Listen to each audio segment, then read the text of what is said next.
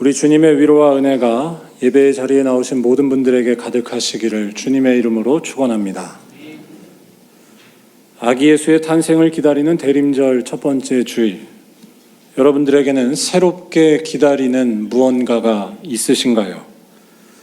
더 정확히 질문을 하면 다 똑같아 보이는 이 세상에서 새로운 기다림을 갖고 계신가요? 영화 장르 중에 똑같은 시간이 반복되는 것을 주제로 하는 타임 루프물이라는 것이 있습니다. 예전에 헐리우드 영화 중에 사랑의 블랙홀이라는 영화를 보면 한번 보여주시죠. 화면만요. 주인공이 매일매일 똑같은 하루를 경험합니다. 자고 일어나면 신기하게도 똑같은 하루가 반복되는 것입니다. 저는 이런 영화를 처음에는 상상력이 뛰어난 공상과학 영화라고만 생각을 했었습니다.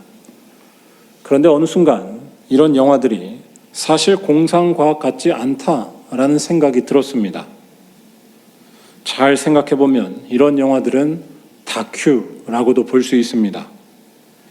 이 영화들은 일종의 현실을 반영한다고 볼 수 있기 때문입니다. 본질상 다를 것 없는 세상을 반복해 살아가는 우리의 현실을 보여준다는 것입니다. 우리가 살아가는 하루하루는 물론 똑같지는 않습니다. 그날 날씨도 다르고 기분도 달라집니다. 하지만 우리가 살아가는 방식을 잘 보면 하루하루가 완전히 새롭다고 말하기는 어렵다는 것입니다. 설령 새로운 만남을 갖고 새로운 곳으로 이사를 간다 해도 적응하면 다 비슷비슷해집니다. 텔레비전의 새로운 드라마도 또 유튜브도 잘 보면 내용이 다 거기서 거기입니다. 무엇보다 이 세상이 비슷하면서 좀 심하게 말해 지겹다고 말할 수 있는 이유는 세상이 돌아가는 방식이 한결같기 때문입니다. 열심히 수고하며 살아도 가진 것, 경제력이 모든 것을 결정하고 권력을 얼마나 가졌는지가 절대적으로 작용합니다. 정의가 승리하는 일은 별로 없고 힘없는 이들이 한숨 쉬는 일은 그치지를 않습니다. 어딜 가나 줄을 잘 서야 합니다. 조선시대와 오늘날이 과연 얼마나 많이 다를까요? 세상은 꼭 타임루프 영화처럼 똑같은 세상의 지겨운 반복처럼 느껴집니다. 그래서 이런 세상을 알면 알수록 우리는 기다림을 잃어버립니다. 정확히 말해 새로운 삶에 대한 기다림 자체를 버려버리고 이 세상 안에 갇혀버립니다. 매일 다를 것이 없는 세상 앞에 허탈해하는 것입니다. 타임루프 영화에 나온 멍한 표정의 주인공처럼 아무 기대 없이 모든 것을 대하는 것입니다. 그나마 있는 세계 안에서 잘 먹고 지내면 그만이라는 생각에 빠지기도 합니다. 여러분들은 어떠신가요? 여러분은 타임루프 같은 이 세상에서 어떻게 살고 계신가요? 제가 이런 말씀을 드리는 이유는 기독교인들은 놀랍게도 전혀 다른 생각을 갖고 사는 사람들이기 때문입니다. 우리는 새로운 기다림이 있는 사람들입니다. 왜냐하면 이 지겨운 세상이 두 쪽 날 것을 믿기 때문이고 놀랍게도 그 일을 이미 경험했으며 완성될 순간을 기다리기 때문입니다. 인간의 힘과 물질이 결정하는 것 같은 이 세상이 근본적으로 변할 것을 기다린다는 것입니다.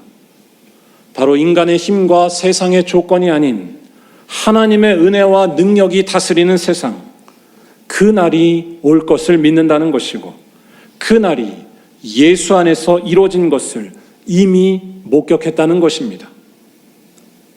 가진 것과 출신 배경이 곧 정의가 되는 세상이 무너지고 병과 아픔과 상처가 인생을 결정짓는 세상이 사라지고야 만다는 것입니다. 대신에 하나님이 홀로 주인 되셔서 하나님의 뜻대로만 살아가고 이루어지는 믿을 수 없는 세상이 온다는 것입니다. 그때에는 모든 사람들이 돈이나 건강을 생명이라 말하지 않을 것이고 물질과 돈이 정의라 하지 않을 것이며 하나님만이 생명이고 하나님만이 정의라고 말한다는 것입니다. 그때에는 다른 사람과 비교하면서 자기의 모습을 찾지 않고 하나님께서 지으신 자기의 진짜 모습을 찾게 될 것입니다. 다시 말해 궁극적인 정의와 공의가 이루어지는 것입니다. 무엇보다 이러한 일이 예수 안에서 이미 이루어졌으며 앞으로 다시 오실 때 완성된다는 것을 아는 것이 바로 우리 예수쟁이들입니다. 왜냐하면 예수께서는 이 세상의 뻔한 법칙들, 그 불의한 권력 앞에 수치와 고난을 당하시고 최종 법칙인 죽음까지 당하셨지만 그는 3일 만에 부활하셔서 이 모든 것을 이기셨기 때문입니다. 뻔한 세상이 무너지고 하나님만이 생명 되시는 세상, 아무도 상상할 수도 없고 본 적도 없는 세상을 그가 여신 것입니다. 그리고 그 예수께서는 다시 오셔서 그 세상을 완성하신다는 것입니다. 여러분, 이러한 세상을 바라보고 기다리는 믿음이 있기 때문에 뻔해 보이는 이 세상에 갇히지 않고 살고 계신가요? 오늘 말씀이 바로 그 사실을 말해주는 말씀입니다. 하나님께서 이루실 구원의 날, 다윗에게서 난 한 공의로운 가지가 이 땅에 정의와 공의를 실행한다는 것입니다. 오늘 말씀의 배경은 남유다가 바벨론 제국에게 멸망당했을 때입니다. 기원전 587년 유다는 깊은 절망의 시간을 맞이합니다. 도저히 막을 수 없었던 바벨론 군대의 공격 앞에 속수무책으로 무너지면서 예루살렘 성이 잿더미로 변해버린 것이었습니다. 이들의 절망은 단지 나라가 망해버린 것에서 끝나지 않았습니다. 그들은 바벨론 땅으로 끌려가 포로로 살아가는 수치를 겪습니다. 나라 잃은 절망에 무시받으면서 노예로 살아야만 하는 수치까지 당한 것이었습니다. 이때 유다 백성들은 자기들의 미래를 어떻게 바라봤을까요? 이제 이렇게 나라 없는 노예로 살다 보면 결국 민족 자체가 사라지고 말 것이라는 위기감과 절망감이 몰려왔을 것입니다. 우리 민족도 경험했지만 다른 나라의 식민 통치를 받으면 무시받는 것은 기본이고 언어를 뺏기고 역사를 부정당하기도 합니다. 힘이 없고 약하기 때문입니다. 유다 백성도 바벨론 땅에서 똑같은 일을 당해야만 했습니다. 무엇보다 고통스러운 것은 하나님의 백성이라고 하는 자신들이 왜 이러한 수모와 패배를 당하는지 다 헤아리기가 어렵다는 데 있었습니다. 뭐라고 할까요? 아무 데에서도 하나님의 목소리가 들리지 않는 것 같은 깊은 고독, 깊은 구덩이에 빠진 느낌이라고 할까요? 유다라는 나라와 민족은 이제 현실적으로 완전히 사라지고 말 것이라는 암울한 전망과 함께 절망밖에는 보이지 않는 암흑의 시대가 된 것이었습니다. 그런데 예레미야라는 선지자는 이런 상황을 전혀 다르게 바라본 사람 중에 하나였습니다. 뭐라고 할까요? 예레미야에게 있어서 중요한 것은 하나님의 뜻이었지 지금 처해 있는 상황이 아니었습니다. 지금 처해 있는 상황보다 우선하는 것은 하나님께서 이 역사를 운행하신다는 사실이었고 또한 그분의 뜻은 반드시 이루어진다는 것, 이것이 예레미야의 믿음이었습니다. 그러니까 하나님의 시각에서 자기의 삶을 바라본 것입니다. 현실에서 보이는 것이 진짜가 아니라 보이지 않아도 들리지 않아도 하나님의 뜻이 진짜이며 궁극적인 현실이라는 것에 그는 환하게 눈을 떴던 것입니다. 여러분들은 이러한 비밀스러운 영적 시야를 뜨고 계신가요? 질문을 더하면 오늘 이 하루에도 하나님의 뜻이 이루어지고 있음을 받아들일 수 있으신가요? 누군가의 기도와 수고가 우리의 평범한 삶 속에 숨겨져 있고 예상 못했던 일들이 우리의 삶을 비밀스럽게 만들어가고 있습니다. 또한 사람들의 자랑거리를 초라하게 만드시는 하나님의 역사도 보이지 않게 진행되고 있습니다. 출애굽을 인도했던 모세가 경험했던 것으로 말하자면 주님의 지나간 흔적이, 그분의 뒷모습이 느껴지는 삶인 것입니다. 그러한 비밀의 눈이 열릴 때에 우리의 삶은 똑같은 일이 무한 반복되는 지겨운 것이 아니라 하나님께서 다스리고 계시는 전혀 새로운 차원의 것으로 보이지 않을까요? 예레미야 선지자는 그러한 영적인 자세로 절망스러운 유다 역사를 바라봤던 하나님의 사람이었습니다. 그리고 그가 그때 본 것을 기록한 것이 오늘 말씀입니다. 바로 주님께서 자신의 뜻을 성취하시는 그 날이 올 것이고, 그때에는 한 공의로운 가지가 나와서 정의와 공의를 실행할 것이라는 말씀입니다. 절망 속에서도 주님의 약속이 성취될 것을 보고 믿은 것이 하나님의 사람 예레미야의 위대한 영성이었습니다. 좀 더 자세히 보면 15절 말씀에 그날의 다윗에게서 한 공의로운 가지가 나게 하신다라는 것이 하나님께서 주신 약속이었습니다. 일단 여기서 중요한 것은 주님께서 정의와 공의를 성취하신다는 것입니다. 그냥 가지라고 말하지 않고 공의로운 한 가지라고 말하는 것에서도 공의가 강조되고 있습니다. 즉 주님께서 정의와 공의를 성취하신다는 것이 오늘 말씀의 핵심입니다. 그렇다면 주님께서 이루실 정의와 공의는 무엇일까요? 그 구체적인 내용은 16절에서 찾을 수 있습니다. 바로 유다 백성들의 구원입니다. 유다가 포로에서 벗어나 다시 고향 예루살렘으로 돌아간다는 것, 그래서 거기서 안전히 살게 된다는 것이 하나님께서 이루실 정의와 공의라는 것입니다. 하나님의 이 약속을 단순히 어려움 중에 있는 유다 백성들을 도와주신다라는 차원으로 간단하게 이해하시면 곤란합니다. 이 말씀은 완전히 새로운 세계가 이 땅에 들어올 것이라는, 완전히 새로운 세상이 이루어질 것이라는 하나님의 약속입니다. 세상의 법칙이 다스리는 지겹고도 똑같은 세상, 정확히 말하면 불의함이 가득한 이 악한 세상이 끝이 나고 하나님의 뜻이 완전히 이루어지는 그 날이 온다는 것입니다. 여러분, 우리가 살아가는 세상을 잘 살펴보시기 바랍니다. 유다같이 작고 힘없는 나라는 바벨론 제국에 의해 지배받는 것이 아주 당연한 것이 이 세상입니다. 더 구체적으로 말하자면 평화와 자유와 기쁨, 생명은 오직 바벨론 제국에게만 있다고 말하는 것이 이 세상입니다. 그들의 군사력이 곧 정의이고, 그들의 경제력이 곧 평화이며, 그들의 말이 곧 법이라고 여겨지기 때문입니다. 실제로 한 나라를 멸망시킬 수도 있는 바벨론의 힘 앞에서 아무런 말도 할 수 없는 것이 현실이었습니다. 유다같이 작은 나라의 사정은 별로 중요한 것이 아니었습니다. 바벨론 제국이 곧 선이었습니다. 오늘 처음에 영화 이야기를 드렸으니까 최근에 개봉한 글래디에이터 2라는 영화의 전편인 글래디에이터 1에 나오는 한 장면을 소개해 드릴까 하는데요. 새로운 황제를 거부한 주인공에게 집안 식구들이 몰살당하는 가혹한 형벌이 내려집니다. 한번 띄워주실까요?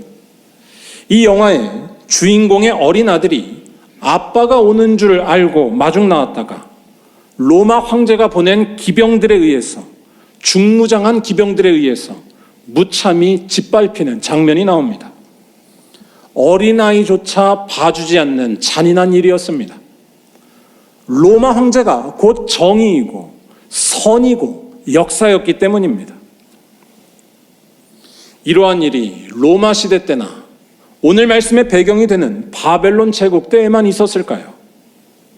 오늘날 사람들에게 피도 눈물도 없이 절대적으로 작용하는 것이 무엇일까요? 예나 지금이나 사람의 권력이나 재물이 절대적입니다. 그래서 방금 소개해드린 영화에 나왔던 어린아이의 생명이나 유다처럼 작은 나라의 상황은 중요하게 여겨지지 않습니다. 그런 힘없는 이들이 깨지고 상처받고 죽어나가는 일은 지겹도록 일어나고 당연하게 여겨집니다. 여러분, 그게 냉혹한 국제정치 아닌가요? 좀 더 우리의 일상으로 말하자면 하루 먹고 하루 살아갈 수밖에 없는 이들, 점점 건강을 잃고 있는 이들, 남들과 비교했을 때 이룬 것이 많지 않고 작아 보이는 이들, 어느 순간 모든 것을 잃어버린 이들은 세상에서 밀려나는 것이 당연하다는 것입니다. 해고를 당해도, 자식을 잃고 억울해도, 외로워도, 가진 것을 뺏겨도 할 수 없습니다. 오직 생명과 기쁨과 평화는 정의와 절대선은 너의 힘과 너의 가진 것에, 군사력과 경제력에 바벨론 같은 모습에 있다고 세상은 말하기 때문입니다. 여러분, 이러한 세상이 어제나 오늘이나 계속되는 것을 보면서 어떤 느낌으로 살고 계신가요? 타임루프 같은 이 세상을 보면서 멍한 표정으로 아무런 기대 없이 살아가기가 쉬울지 모릅니다. 또는 그냥 체념하면서 그저 잘 먹고 지내는 것이 그나마 위안이다라고 생각하며 살다가 언젠가 결국 달라질 것이 없는 세상을 보면서 더 큰 허망함에 부딪힐지 모릅니다. 그래서 아무런 새로움과 기다림도 없이 그저 이 세상 안에 갇혀버리고 마는 것입니다. 그런데 여러분, 우리 믿는 자들은 놀랍게도 이러한 허탈함과 지겨움에서 벗어난 자들입니다. 아무리 세상이 지겨워도 여기에 체념하거나 여기에 갇혀서 살지 않고 기뻐할 수 있는 능력이 우리들에게는 있습니다. 새로운 세상을 이루시는 하나님의 약속을 믿기 때문입니다. 인간의 힘과 조건이 절대적인 능력이 되는 세상이 깨지고 하나님만이 주인 되시는 세상, 그래서 그분의 뜻대로만 이루어지고 살아가는 세상이 이루어진다는 것입니다. 유다처럼 약하게 태어났어도 살아갈 수 있고 남들과 비교하지 않아도 행복할 수 있습니다. 예언자들의 상상력을 더 동원해서 말하자면 총과 칼이 없어도 자유와 기쁨, 평화를 누리는 세상이 온다는 것입니다. 하나님께서 다스리시는 것이고 하나님의 정의와 공의가 이루어진다는 것입니다. 그런데 여기에서 우리가 생각하지 않을 수 없는 것이 있습니다. 지금 말씀드린 이러한 것들, 과연 유다에게는 이런 일이 일어났을까요? 실제 유다 역사에서 이러한 일은 이루어지지 않은 것처럼 보였습니다. 여전히 지겨운 세상 일이 반복되는 것처럼 보이는 것이 그들이 경험한 역사였습니다. 돈 많고 군대가 강한 나라가 계속 승리했으며 나라도 없고 힘도 없는 유다는 계속해서 구원하고는 거리가 먼 불쌍한 삶을 살았습니다. 세상은 똑같아 보이기만 했습니다. 그렇다면 하나님의 이 약속은 도대체 어떻게 된 것일까요? 우리 그리스도인들은 바로 이 지점에서 중요한 비밀을 고백하는 사람들입니다. 이 땅의 정의와 공의를 실행해서 뻔한 세상이 아니라 완전히 새로운 세계를 이루는 일이 바로 예수 그리스도에게서 이루어졌다는 것입니다. 바벨론이나 로마 제국 자체를 근본적으로 무너뜨리는 일이 바로 예수의 십자가와 부활에서 이루어졌다는 것입니다. 왜냐하면 예수께서는 십자가에서 죽으셨지만 3일 만에 부활하셨기 때문입니다. 여러분, 뻔한 관점에서 한번 예수님을 생각해 보시면 좋겠습니다. 그를 위대한 영웅처럼 보려는 시도는 다 버리시기 바랍니다. 그는 우리와 하나도 다르지 않았습니다. 상처와 아픔 앞에 울기도 했고 무너질 수밖에 없었고 무시무시한 권력 앞에 두려워하며 꼼짝할 수 없었습니다. 별 볼 일 없는 나사렛 출신이라는 그의 배경은 다른 사람들처럼 그의 발목을 잡았고 그를 무시받게 만들었습니다. 아무리 사람이 좋다 하더라도 힘이 없으니까, 십자가로 향하니까 그는 배신당했고 버림을 받았습니다. 예수께서 걸어가신 길은 지겹도록 똑같은 이 세상의 한 모습이었습니다. 그런데 그의 십자가 죽음 이후에 놀라운 일이 발생했다는 것이 예수를 만난 사람들의 비밀이요 증언이었습니다. 그는 부활하셨습니다. 무너지지 않을 것 같은 세상에 균열이 일어난 것입니다. 영화적인 표현으로 하자면 뻔하고 뻔한 클리셰가 깨어진 일, 누구도 믿지 않는 일이 일어난 것입니다. 세상을 다스리고 있던 모든 불의함이 무너지고 경제력과 군사력, 인간의 자랑이 다 무력해졌습니다. 바로 하나님의 약속, 공의와 정의가 그의 십자가와 빈 무덤에서 성취되고 참빛이 이 세상에 들어온 것이었습니다. 사랑하는 우리 말년교회 모든 성도 여러분, 오늘부터 시작하는 대림절은 바로 이 놀라운 일을 행하신 한 공의로운 가지, 다윗의 자손 예수를 고대하며 기다리는 날입니다. 그가 오시기에 이 세상은 근본적으로 변화되었음을 믿으면서 뻔한 세상에 갇히지 않기로 연습하는 것이 바로 대림절을 살아가는 그리스도인들의 영성입니다. 아니, 그는 다시 오셔서 이 지겨운 세상을 끝장내시고 모든 불의한 세력들을 심판하실 것이며 하나님의 뜻이 충만한 나라를 세우실 것을 믿는 것이 바로 대림절입니다. 여러분, 이제 어떻게 하시겠습니까? 세상을 근본적으로 변화시키신 이 아기 예수를 맞이할 준비를 하셔야 하지 않겠습니까? 그분 뜻에만 복종하고 그분께 깨어서 살아야 하지 않겠습니까? 뻔한 세상에 갇히지 않고 세상을 변화시키신 예수께 깨어서 살아가야 할 줄로 믿습니다. 예수께서 주신 말씀을 따라 외롭고 연약한 이들을 사랑으로 섬기며 살아가야 할 줄로 믿습니다. 또한 그분께 가까이 나아가 날마다 그의 이름을 부르짖으며 기도하고 주님께서 맡겨주신 모든 사명 앞에 충성하며 하루하루를 살아가는 것입니다. 그럴 때 우리들은 이미 새로운 세계에 들어갈 줄로 믿습니다. 예수처럼 죄와 사망의 권세에서 해방되고 하나님의 능력으로 충만한 정의와 공의의 세계로 들어가는 것입니다. 아무것도 아쉽지 않을 것입니다. 아무것도 서운하지 않을 것입니다. 자유와 기쁨을 누리게 될 것입니다. 세상이 말하는 절대적인 것들, 힘과 건강과 재물을 잃어도, 심지어는 죽음이 찾아오더라도 하나님의 사랑에서 결코 벗어나지 않을 것이고, 나 자신이 없어지지 않는 생명의 세계가 여러분의 것이 될 줄로 믿습니다. 바라기는 이러한 믿음과 은혜, 기다림이 이번 대림절 우리 말년교회 모든 성도들의 심령 가운데 가득하시기를 주님의 이름으로 간절히 축원합니다. 기도하겠습니다.